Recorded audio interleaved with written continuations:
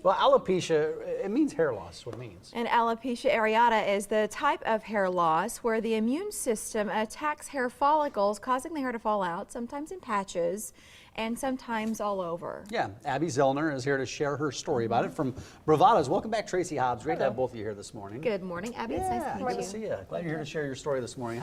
So what happened? How old were you? What was happening initially? When did you first start noticing something? Yeah, I was between like 2.5 and 3, so I'm getting this story from my parents. But and a patch just appeared, and pretty quickly on the crown of my head, and that patch kind of changed in size, and some came in, some fell out more over the next year, and then pretty much at that year mark, the hair loss continued all over my head. It actually all grew back in 3rd grade, complete full head of hair, but then was back out again by about 5th, and now I actually have like none, head to toe. So it's important for you to, you're not asking for sympathy from anybody, no. And you say this doesn't define you. What kind of role does alopecia play in your life? I mean, it's definitely been a hard road to travel, you know, living in the culture we do today. A lot, you know, is focused on looks. But I think, you know, I choose to wear a wig because I don't want the focus to be on my bald head kind of thing. And I just think it just taught me compassion, and it's taught me, you know, there's a lot more to life than looks and that kind of thing. So it's just like, I didn't want the focus on that growing up. So you've dealt with this over the years, and you've learned to manage it. When did you start wearing a wig? How old were you? And I guess when did you decide to make that adjustment?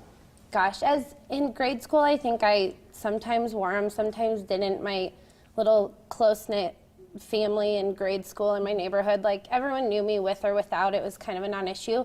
And I was into a lot of sports, so it was like just not conducive to that.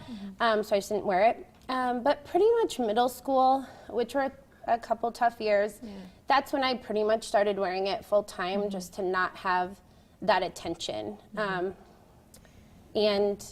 But I mean, as soon as I'm home, it's off. When I'm playing with my kids or working out or out in the yard, it's off, or I wear a bandana, you know, so it's, I do wear it out in public most of the time. So you've seen the incredible technology, and you know, Tracy comes on all the time with Bravadas, and we've seen this firsthand, how wigs have evolved and how they've become so real. Do you work with a lot of people with We do alopecia? have a lot of clients that have alopecia, all ages. We have, you know, kids young, like Abby was when, you know, she first dealt with it, and then we have women in their 60s and 70s that deal with it and have dealt with it most of their lives. So if we can help them get through that hard time, and like Abby says, when they're out in public, they feel more like everybody else.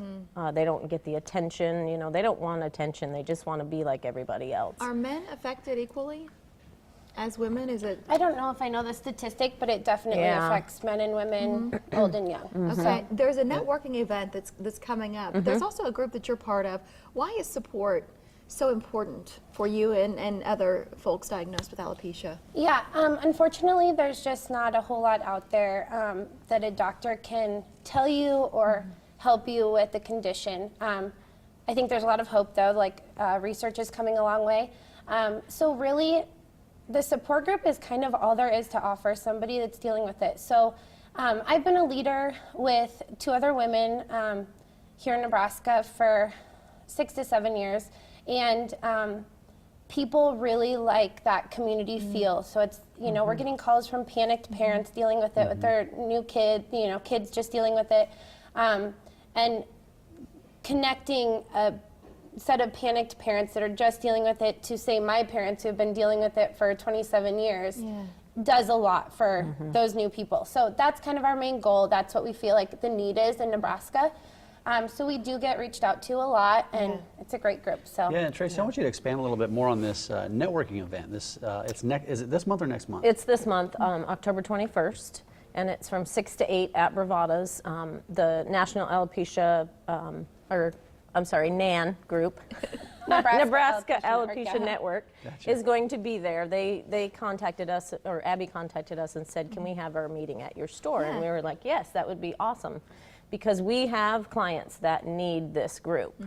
And this is a great way for us to connect our clients with the group and to get everybody together and just have a good time. And to give them good information about Yeah. eyebrows and caring for wigs and different sort of these beauty tips that might help boost just confidence. to connect the people together, because we see new alopecia clients every day, and it's like, okay, they need someone to talk to.